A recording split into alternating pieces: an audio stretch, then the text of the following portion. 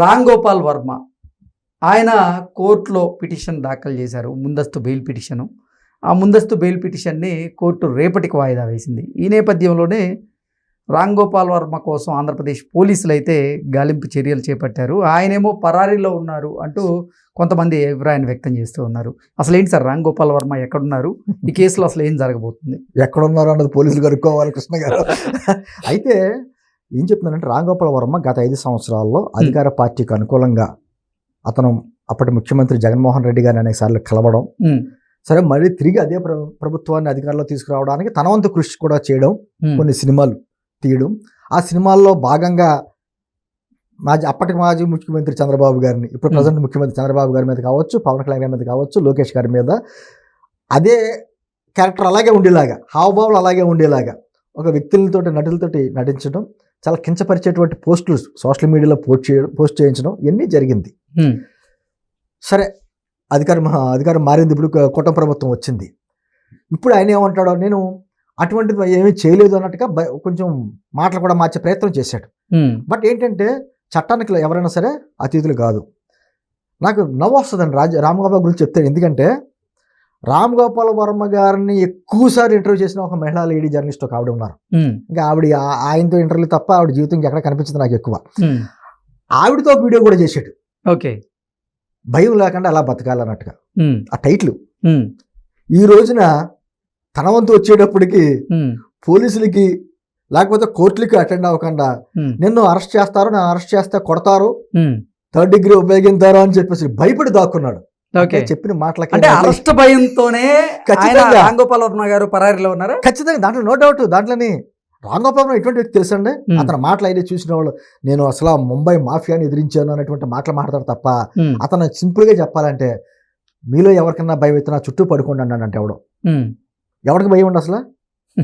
మీలో ఎవరికైనా భయం అయితే నా చుట్టూ పడుకోండి అన్నాడంట. మధ్యలో పడుకున్నవాడికే భయం ఎందుకే? అంతే కదా, అందుకే చుట్టూరు పడుకోమన్నాడు. అతని మనస్తత్వం ఎలా ఉంటుందంటే, గతంలో మంచి సినిమాలు గతంలో తీసాడు, తర్వాత ఏమో దెయ్యము భూతాల్లోకి వచ్చాడు అనుకోండి. మీకు అప్పట్లో శివ సినిమా తీసినప్పుడు అప్పటి గవర్నర్ కుముద్బన్ జోషి మనకి సంచలన సినిమా, అప్పట్లో మంచి బంపర్ హిట్ కదండి. ఆ సినిమా చూసింది కుముద్బన్ జోషి గారు.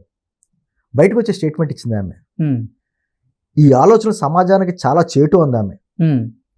అప్పటి వరకును ఎక్కడన్నా కాలేజీలో, యూనివర్సిటీస్లో, విజయవాడ కానీ అక్కడ కానీ కొన్ని కాలేజీల్లో ఎలక్షన్స్ గొడవలు అయ్యి చిన్న జరిగి, ఇది వచ్చిన తర్వాత కుర్రోళ్ళకు ఫ్యాషన్ అయింది. సైకిల్ చైన్లు లాగడం, రాడ్లు ఎట్టు కొట్టుకోవడం, హాకీ బ్యాట్లు ఎట్టు కొట్టుకోవడం, ఒక గ్రూపులకు విడిపోవడం, రౌడీయిజం. ఆ రౌడీయిజమే ఒక పెద్ద హీరోయిజం కింద చూపించేటువంటి ఒక సంస్కృతి తీసుకొచ్చాడు ఆయన టెక్నాలజీలో. అంటే నేను అందుకనే అంటా ఉంటాను, అతను తెలివైన మూర్ఖుడు అని.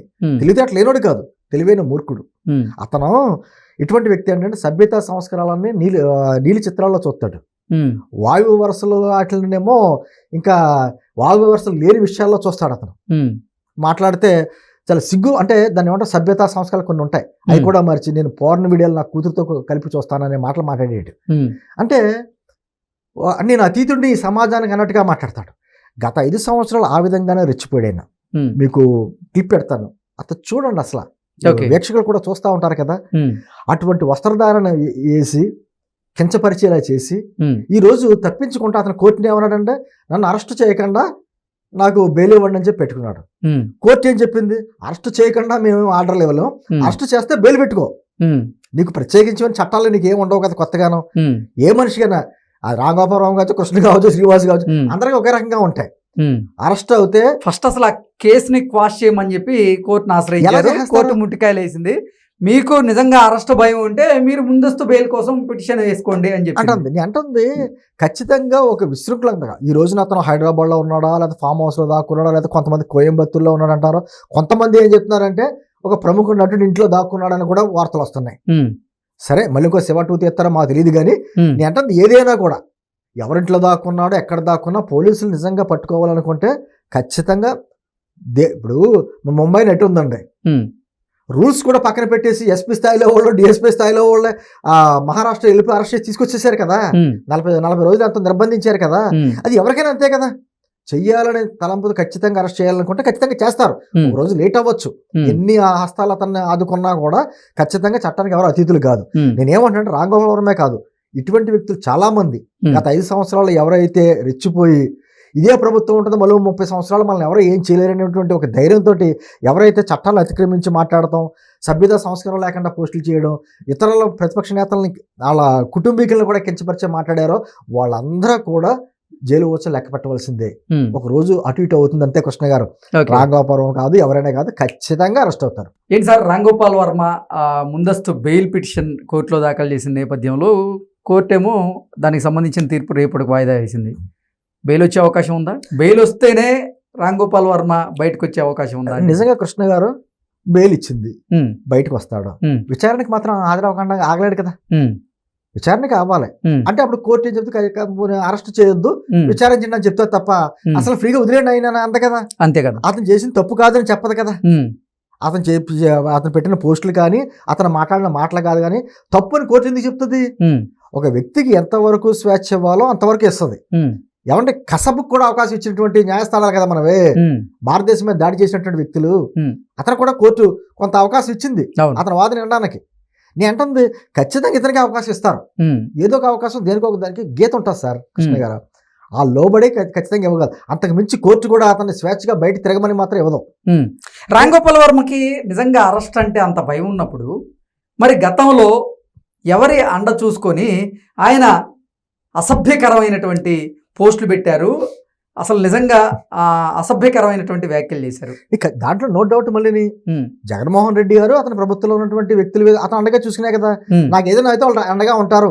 ఈ రోజు అరెస్ట్ అవుతున్న చాలా మంది పరిస్థితి ఏంటంటే అరెస్ట్ అయ్యి ఏం చెప్తున్నారు లోపలికి వెళ్ళి, ఆ రోజు పలానా వ్యక్తులు పలానా పైన ఉన్నటువంటి వ్యక్తులు మమ్మల్ని పెట్టమన్నారు అందుకనే పోస్టులు పెట్టాం, అంతకుమించి మాకు తెలియదని కొంతమంది. అంటే రామ్ గోపాల్ వర్మ భయపడేవాడైతే ఆ రోజు ఎందుకు మరి భయపడకుండా అటువంటి పోస్టులు పెట్టారు, ఈ రోజు ఎందుకు భయపడుతున్నాడు? వాళ్ళ ఒకటే నమ్మకం అండి వాళ్ళకి, ఇదే ప్రభుత్వం కంటిన్యూ అవుద్ది, ఓకే ఖచ్చితంగా వచ్చే ప్రభుత్వం కూడా మాదే, మేము ఎవరైతే నమ్ముకున్నామో ఆ నాయకులు మళ్ళీ వస్తారో అని అంటే వాళ్ళు చేసిన తప్పులు కూడా జగన్మోహన్ రెడ్డి గారు అంటుకో సోషల్ మీడియా యాక్టివిస్టులు అంటున్నారు. ఆయన ఎవరైనా తప్పు చేస్తే తప్పు అని చెప్పాలి.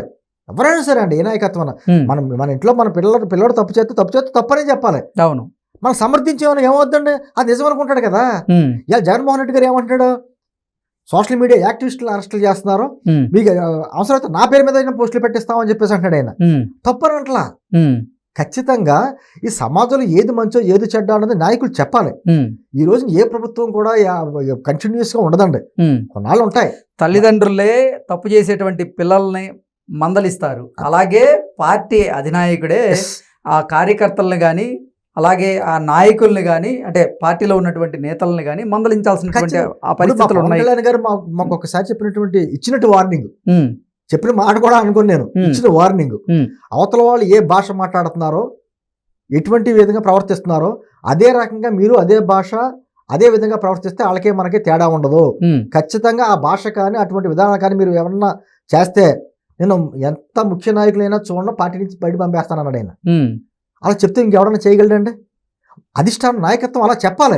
అది చెప్పకపోగా ఏది చేసినా నీకెందుకు నేను ఉన్నాను అనేటువంటి మాటలు మాడితే ఇటువంటి బోరగడ్డలో లేకపోతే వర్రాగారు లాంటి వాళ్ళు లేకపోతే ఈ రామ్ గోపాల్ వర్మ ఇటువంటి వాళ్ళు పుట్టుకొస్తారు సమాజంలోని. అదే గొప్ప అనుకుంటారు. అంత విధంగా పోస్టు పెట్టి అంత అసభ్యకరంగా పోస్టు పెట్టి నేనేం పెట్టాను నేనేం మాట్లాడాను అంటాడు. పోసాలు అంటాడు, ఆర్జీవులు అంటాడు. చట్టం ఊరుకోదు కదండి, న్యాయస్థానం చూస్తా ఊరుకో కదా. ఖచ్చితంగా ఎవరైతే వీళ్ళు ఉన్నారో వీళ్ళందరికీ కూడా శిక్షలు పడతాయి. Okay sir, thank you so much అండి.